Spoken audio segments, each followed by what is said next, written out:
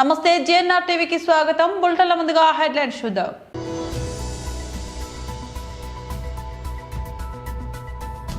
తెలంగాణ భవన్లో బీఆర్ఎస్ నాయకుల press meet.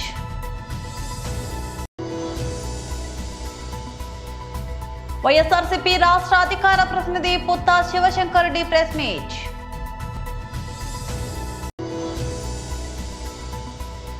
Amit షాని నా ఆందోళనగా కల్పించారు, చేతులు కూడా వణికాయి రాహుల్ గాంధీ.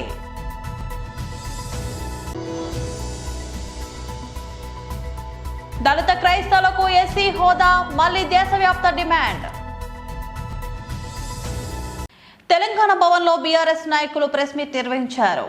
జనరల్ సెక్రటరీగా కూడా ఎన్నిక కాబట్టేటువంటి ఒక వ్యక్తిని కాబట్టి ఉస్మానియా అనగానే అమ్మ మన కన్న తల్లి అనేది గుర్తొస్తుంది. ఎందుకంటే ఆ రోజుల్లో లోయర్ మిడిల్ క్లాస్ ఫ్యామిలీసు కింది వర్గాలకు వెళ్ళి వచ్చినటువంటి వాళ్ళుగా హైదరాబాద్కి వచ్చి ఇప్పుడు చాలా రెంటల్ ఆపర్చునిటీసు రకరకాల ఆపర్చునిటీస్ ఉండడానికి హాస్టల్ వివరిని ఆ రోజులు ఏమి ఉండకపోతుండే. అయితే యూనివర్సిటీ హాస్టల్లో ఉండాలా, లేకపోతే కాచిగూడ వైశ్య హాస్టల్లో ఉండాలా, లేకపోతే పెరికే హాస్టల్, లేకపోతే మున్నూరుకాపు హాస్టల్, ఎవడి ఇల్లు కూడా ఇవ్వకపోతుండే. చదువుకున్న పొరగాలంటే ఇల్లు కూడా ఇవ్వకపోతుండే. అట్లా యూనివర్సిటీ అంటే తల్లి, కన్న తల్లిలాగా ఒక ప్రేమ ఆప్యాయత. ఇప్పటికి కూడా యూనివర్సిటీకి పోతే ఏదో మా అమ్మ దగ్గరికి వచ్చినాం కదా, అమ్మ ఒళ్ళోకి వచ్చినాం కదా అనేటువంటి ఒక ఆప్యాయమైనటువంటి ఒక తన్మయత్వం అందులో చెందుతాం. సో ఈ నేపథ్యంలో నిన్న ముఖ్యమంత్రి గారు ఉస్మాన్ యూనివర్సిటీ క్యాంపస్కి పోయినారు. పోతుంటే అనుకున్నాం, అరే ఫర్ ద ఫస్ట్ టైం ఒక ముఖ్యమంత్రి చాలా రోజుల తర్వాత ముఖ్యమంత్రి పోతున్నాడు కదా, ఏం మాట్లాడతాడో అని చెప్పని టీవీకి కళ్ళు అప్పగించి వినే ప్రయత్నం చేసినాను. మళ్ళా అదే దురదృష్టం డిసప్పాయింట్ చేసినాడు. చాలా డిసప్పాయింట్కి గురయ్యాను. Not only as a former student of Usman University, but also as a former teacher worked in Usman University, and also as a public representative ga aa university ki poyinappudu edo pedda prakatanalu chestadu, Telangana ఉన్నత విద్యకు ఒక దిశా నిర్దేశం చేస్తాడు,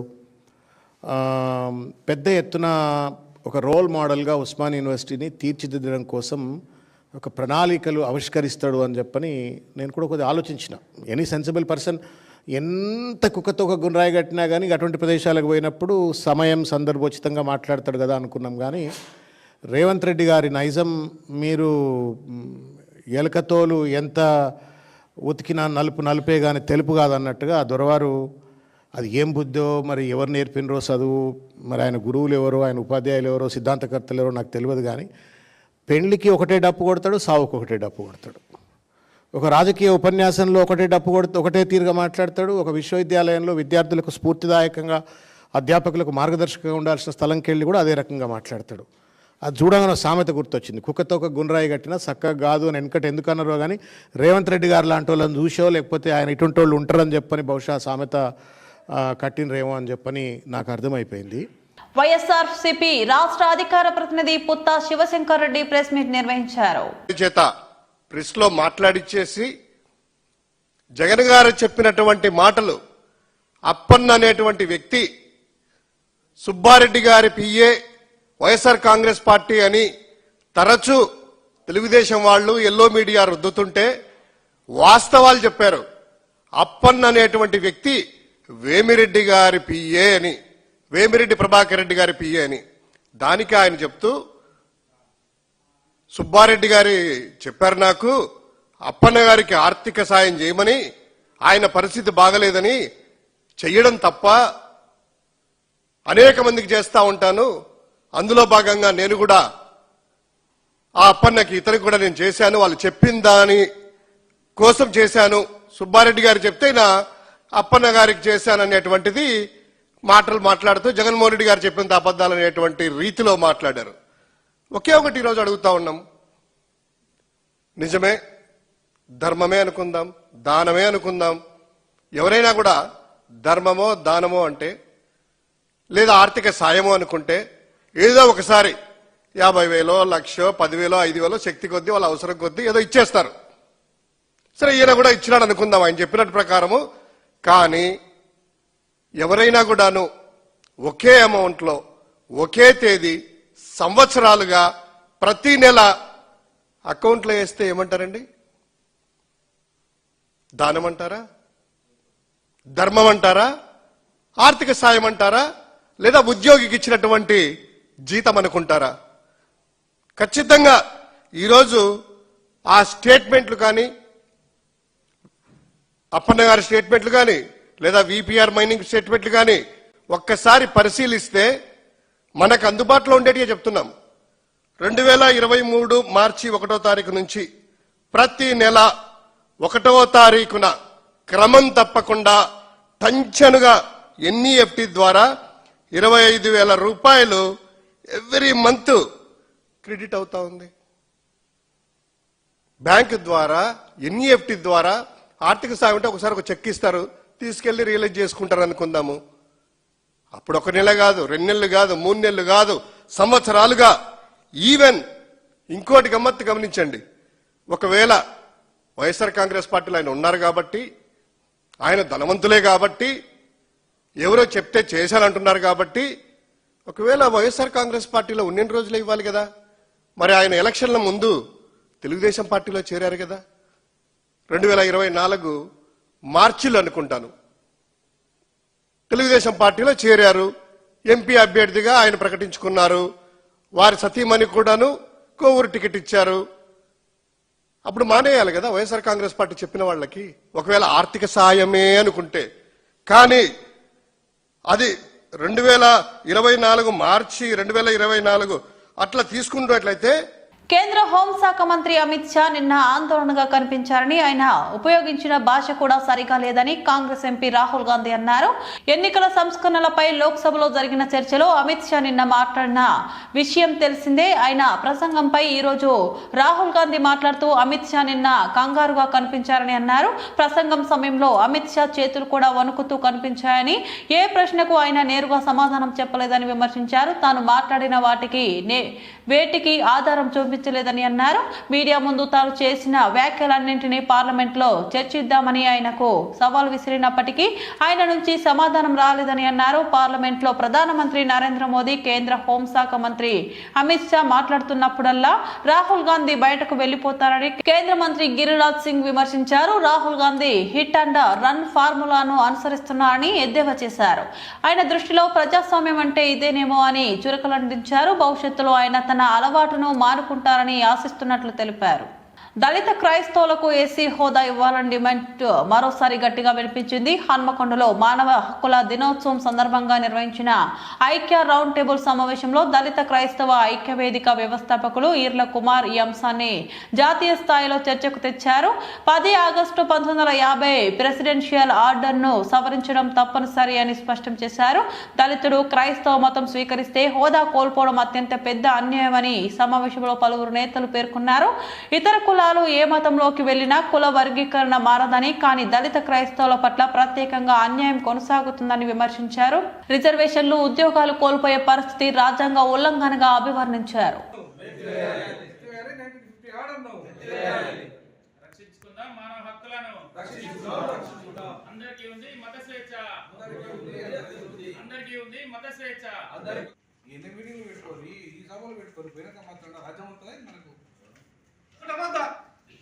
ఒప్పుకుందామా అంటున్నా, ఒప్పుకోవాలి అంటున్నా. పోరాటంలో ఒక రాజ్యం తెచ్చుకొని వాడి వల్ల లక్షల కోట్లకు అధిపతి అయి ఏం చేస్తామని అంటున్నా. నాకేమవసరం అండి ఉద్యోగంలో హాయిగా నేను వైస్ ఛాన్సలర్ కానా, లేకపోతే నాకున్న చదువు నేను ఎందుకు వదులుకోవాల్సి వచ్చింది?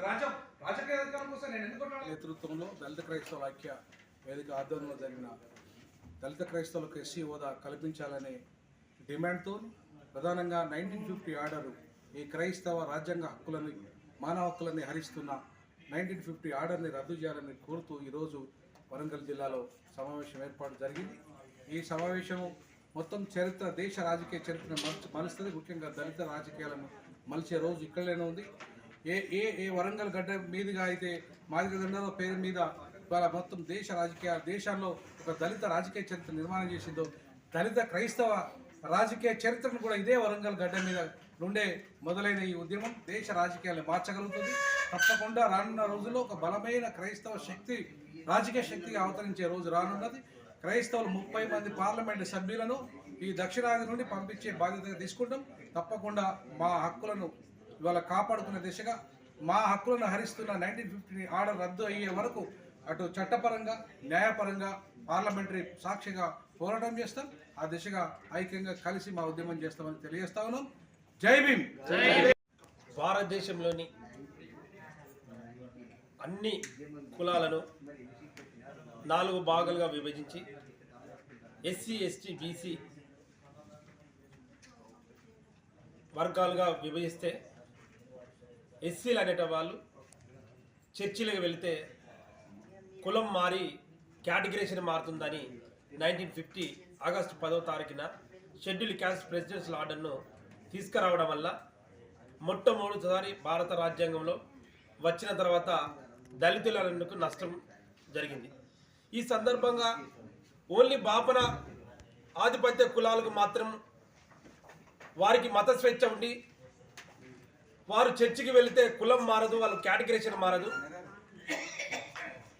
అదేవిధంగా మాతో సామాజిక విమర్శకు గురవుతున్న ఎస్టీలు కూడా చర్చిలకు వెళితే వాళ్ళ కులం మారదు, కేటగిరేషన్ మారదు. కానీ ఎస్సీలం అనేటోళ్ళము 59 కులాలము చర్చిలకు వెళితే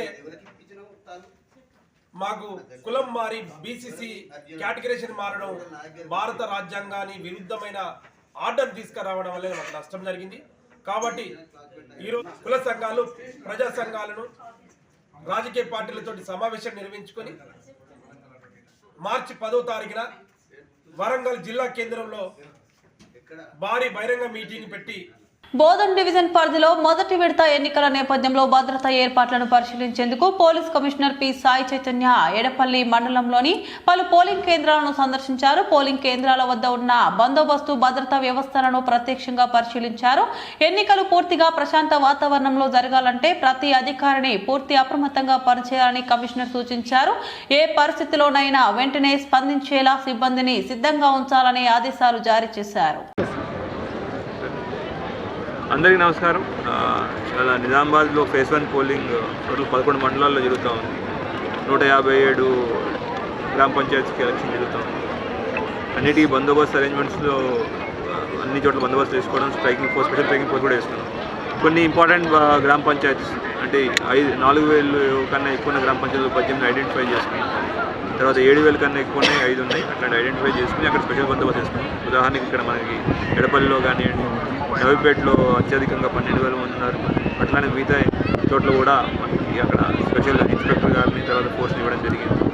ఇప్పుడు ఓటింగ్ ఇప్పటిదాకా 11 దాకా 43.91% అనే ఓటింగ్ ఉంది. ఇప్పుడు ఇంకా చాలా ఓటింగ్ అన్ని చోట్ల కంటిన్యూస్ ఓటింగ్ జరుగుతూ ఉంది.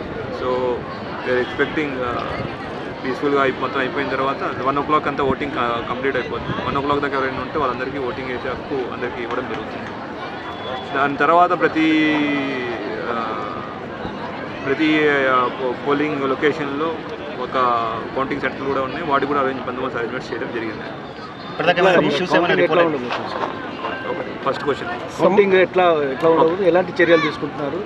ఈ ఉప సర్పంచ్ ఎన్నిక కూడా అయిపోయే అవకాశాలు తప్ప. ఇది గ్రామ పంచాయతీ ఎలక్షన్స్లో ఒక జనరల్ డైరెక్ట్ ఓటింగ్ ఏదైతే ఉందో అది మార్నింగ్ టు ఆఫ్టర్నూన్ దాకా జరుగుతుంది. ఆఫ్టర్నూన్ నుంచి కౌంటింగ్ జరుగుతుంది. అంటే 1 o'clock కౌంటింగ్, 1 o'clock దాకా ఓటింగ్ తర్వాత 1 to 2 బ్రేక్, లంచ్ బ్రేక్ తర్వాత 2 o'clock కౌంటింగ్ జరుగుతుంది. ప్రతి ఒక్క లొకేషన్లో ఒక కౌంటింగ్ హాల్ అనేది ఇవ్వడం జరిగింది. ప్రతి ఒక్క లొకేషన్ కాదు, ప్రతి ఒక్క జీపీకి ఒక కౌంటింగ్ హాల్ ఇవ్వడం జరిగింది. ఆ హాల్ కూడా సంబంధించి బందోబస్తు కూడా నిన్న ఓవర్గా చూసాం. అండ్ కలెక్టర్ గారు మేము వాటికి ఇన్స్ట్రక్షన్ కూడా ఇవ్వడం జరిగింది. ఏంటి అంటే ప్రాపర్ బందోబస్తు, బ్యారికేడింగ్ కానివ్వండి, అవన్నీ ఎవరెవరు లోపలికి వెళ్ళాలి, ఎవరెవరు వెళ్ళకూడదు, వాళ్ళకి ఐడి కార్డ్స్ విషయంలో కూడా మన స్టేట్ ఎలక్షన్ కమిషన్ నుంచి కొన్ని నిర్దిష్ట గైడ్లైన్స్ ఉన్నాయి. దాని ప్రకారంగా అందరికీ ఐడి కార్డ్స్ ఇష్యూ చేయడం అవన్నీ కూడా చేయడం జరిగింది. తర్వాత లోపల కౌంటింగ్ అయిన తర్వాత దీంట్లో గ్రామ పంచాయతీ ఎలక్షన్లో మనకు ముఖ్యంగా గుర్తుపెట్టుకోవాల్సింది ఏంటంటే వార్డ్ మెంబర్ కౌంటింగ్ ఫస్ట్ అవుతుంది. దాని తర్వాత సర్పంచ్ ఎలక్షన్ కౌంటింగ్ అవుతుంది. వీళ్ళందరిది అయిన తర్వాత మనకి ఉప సర్పంచ్ ఎన్నిక అయితే జరుగుతుంది. అయితే ఈ వార్డ్ మెంబర్ కౌంటింగ్ అయిన తర్వాత గెలిచిన వాళ్ళందరినీ అక్కడ కౌంటింగ్ హాల్లోనే ఒక సపరేట్ రూమ్ ఒకటి ఇవ్వడం జరిగింది. అక్కడ వాళ్ళని కూర్చోబెట్టడం జరుగుతుంది. దాని తర్వాత ఈ కౌంటింగ్ మొత్తం అయిపోయిన తర్వాత, సర్పంచ్ కౌంటింగ్ కూడా అయిపోయిన తర్వాత అందరూ కలిసి ఉప సర్పంచ్ని ఎన్నుకోవడం జరుగుతుంది. మేడ్చల్ జిల్లా షామీర్పేటలోని బీసీ గురుకుల పాఠశాలను బీసీ సంక్షేమ అధికారి ఝాన్సీ రాణి, జిల్లా పౌర సరఫరాల అధికారి బీసీ ఎస్ఓ శ్రీనివాస్ రెడ్డి హాస్టల్ను ఆకస్మిక తనిఖీ చేశారు. విద్యార్థులకు సరైన భోజనం పెట్టడం లేదని, భవనం శిథిలావస్థకు ఉందని పోలీసులు పోలీస్ స్టేషన్లో ఫిర్యాదు చేసిన విషయం తెలుసుకుని హాస్టల్ను తనిఖీ నిర్వహించారు. ఈ సందర్భంగా ఝాన్సీ రాణి మాట్లాడుతూ భోజనంలో ఎలాంటి పురుగులు లేవని చెప్పారు. పరిశుభ్రం పైన గురుకుల పాఠశాలలో ప్రత్యేక దృష్టి సారిస్తున్నట్లు ఆమె వివరించారు. గురుకుల పాఠశాలలో కమిటీలు వేస్తామని, ఏమైనా సమస్యలుంటే విద్యార్థులు ఆ కమిటీ దృష్టికి తీసుకురావచ్చు అని కోరారు. అప్పటికి కూడా సమస్య పరిష్కరించకపోతే ఉన్నతాధికారులకు ఫోన్ నెంబర్లు కూడా విద్యార్థులకు ఇవ్వడం జరిగిందని వారు అన్నారు. ఈరోజు ఇక్కడ మన Kutbullapur, Charminar and Hyderabad residential Mahatma Jyotiba Phule residential schools అండి. ఇక్కడ విద్యార్థులు కొంతమంది మన షామీర్పేట్ పోలీస్ స్టేషన్కి వెళ్ళి ఇక్కడ కొంచెము టీచర్స్లో వల్ల ఇబ్బంది, ఇంకా భోజనం కూడా సరిగా పెట్టట్లేదు, పురుగులు వస్తున్నాయని ఒక కంప్లైంట్ ఇవ్వడం జరిగింది. దాన్ని బేస్ చేసుకొని నేను ఇక్కడ, నా పేరు Jhansi Rani, district BC development officer Medchal Malkajgiri, నేను డిఎస్ఓ గారు, డిస్ట్రిక్ట్ సప్లై ఆఫీసర్, ఆర్సీఓ గారు, మేమందరం కూడా ఇక్కడికి రావడం జరిగింది. పిల్లలు కూడా అదే, అంటే గత వారం 2 వారాల నుండి పురుగులు వస్తున్నాయి భోజనంలో, ముఖ్యంగా మిల్ మేకర్లో అది అని చెప్పారు. నేను ఇప్పుడు రైస్, డిఎస్ఓ గారు, మేము రైస్ కూడా ఇప్పుడు రైస్ అండ్ ఫుడ్ ప్రొవిజన్స్ ఇప్పుడు వెరిఫై చేస్తాము. మరి ఇప్పుడు పిల్లలు కూడా ఇక్కడ మెస్ కమిటీ స్టూడెంట్స్ కూడా ఉన్నారు. ఎక్కడ మట్టుకు ప్రొవిజన్స్లలో పురుగులు లేవు. ఇప్పుడు అది చూడడం జరిగింది. ఎక్కడైనా ఉంటే ఇంకా కొంచెం క్లీనింగ్ కూడా ప్రాబ్లం ఉంది అని అన్నారు. నేను వెరిఫై చేశాను. బట్ ఎక్కడైనా ఏదైనా ఉంటే ల్యాబ్సెస్ ఉంటే మేము వెరిఫై చేసేసేసి ఇంకా ముందు వాళ్ళకి ఇబ్బందులు కలగకుండా చూస్తాము. మెయింటెనెన్స్లో అంటే వాళ్ళ టీచర్స్ గురించి కొంచెం చెప్పడం జరుగుతుంది. వారితో మాట్లాడి, సెక్రటరీ గారితో మాట్లాడి, వాళ్ళకి ఎవరైతే ఇబ్బంది కలిగిస్తున్నారో వాళ్ళకి ఇబ్బంది కలగకుండా, స్టూడెంట్స్కి ఇబ్బంది కలగకుండా చూడడానికి ప్రయత్నం చేస్తాం. అది అదే అంటున్నారు. ఇప్పుడు మాట్లాడడం జరుగుతుంది. ఇక్కడ కమిటీస్ అన్నీ కూడా వేయడం జరిగింది. ఫుడ్ కమిటీ, ఇప్పుడు విఘ్నేష్ అని మెస్ కమిటీ కానీ, శానిటేషన్ కమిటీ కానీ అది వేయడం జరిగింది. మరి ఎక్కడైనా ఏమన్నా ఇబ్బందులు ఉంటే మట్టుకు వీటి ఇంబడే వాళ్ళని తొలగించేసేసి పిల్లలకి ఇప్పుడు 10th క్లాస్ టైం టేబుల్ కూడా ఇవ్వడం జరిగింది. 100 days షెడ్యూల్ ఉంది కాబట్టి వాళ్ళందరూ పీస్ఫుల్గా చదువుకునే వాతావరణాన్ని. అటువంటిది ఏమీ ఉండదు. వాళ్ళందరికీ కూడా మా హయ్యర్ అఫీషియల్స్ అందరికీ కూడా కాంటాక్ట్ నెంబర్స్ ఉంటాయి. వాళ్ళకి ఏ ఇబ్బంది ఉన్నా ఇమ్మీడియట్లీ మాకు ఇన్ఫార్మ్ చేయాల్సిందిగా మేము వాళ్ళకి చెప్పడం జరుగుతుంది. అదేవిధంగా మా కాంటాక్ట్ నెంబర్స్ కూడా ఇవ్వడం జరుగుతుంది. కాబట్టి అటువంటి టార్గెట్ అన్నది అసలే ఉండకుండా. మంగళగిరి శ్రీ లక్ష్మీ నరసింహస్వామి ఆలయంలో ఈ నెల 30వ తేదీన జరిగే ముక్కోటి ఏకాదశి సందర్భంగా మంగళగిరి ప్రఖ్యాత చెందిన శంకు తీర్థంకు ప్రత్యేక ఏర్పాట్లు చేస్తున్నారని, అందులో భాగంగా జరిగే ఏర్పాట్లపై సమీక్ష సమావేశం నిర్వహించారు. ఈ సమీక్ష సమావేశంలో వివిధ అధికారులు పాల్గొన్నారు. అనంతరం జరిగే ఏర్పాట్లపై సమీక్షలో ఎలా చేయాలో పనులపై పలు అంశాలను చర్చించారు. అనంతరం మీడియాతో ఎండోన్మెంట్ అసిస్టెంట్ కమిషనర్ ఆలయం ఈవో కోగంటి సునీల్ కుమార్ మాట్లాడుతూ, సామాన్య భక్తులకు దర్శనం అందించేలా విఐపీలకు ప్రత్యేక స్లాట్ బుకింగ్లను ఏర్పాటు చేయడం జరిగిందని తెలిపారు. ఇది అత్యంత ఘనంగా ఈ దేవస్థానంలో జరిగే కార్యక్రమం. దీనికి సుమారుగా 50,000 నుంచి 75,000 లక్ష మంది కూడా భక్తులు వస్తారని చెప్పి ఒక అంచనా ఉంది. గత లెక్కల ఆధారంగా ఇది చెప్పగలుగుతున్నాము.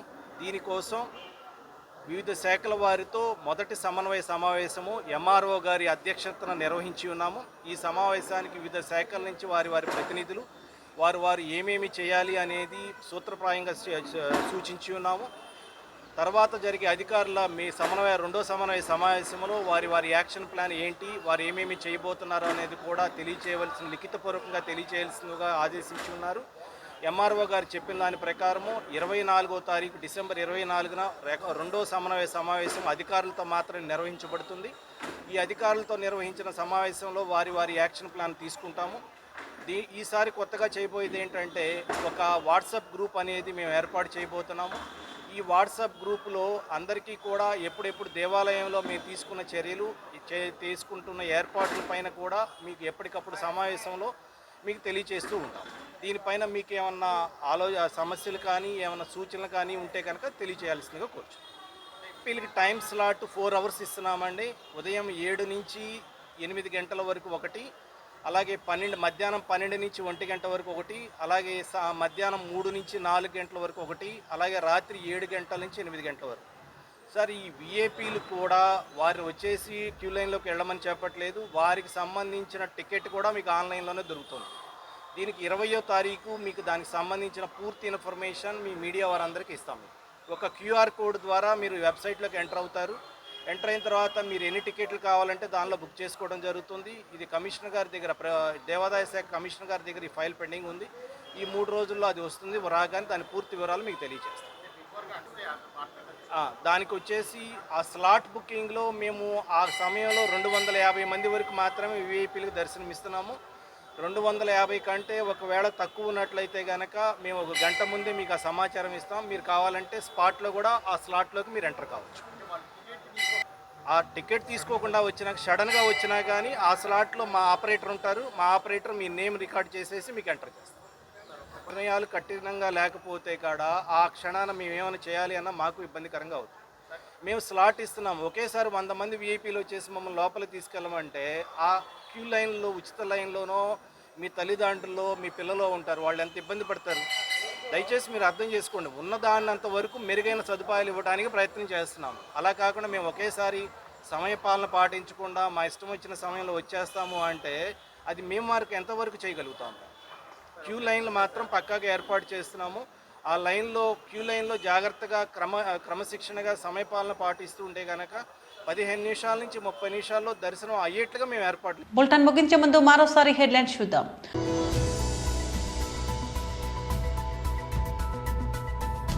తెలంగాణ భవన్లో బీఆర్ఎస్ నాయకుల ప్రెస్ మీట్.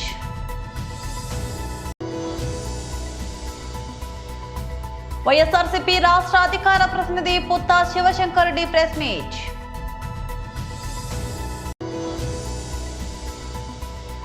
అమిత్ షా నిన్న ఆందోళనగా కల్పించారు. చేతులు కూడా వణికాయి రాహుల్ గాంధీ.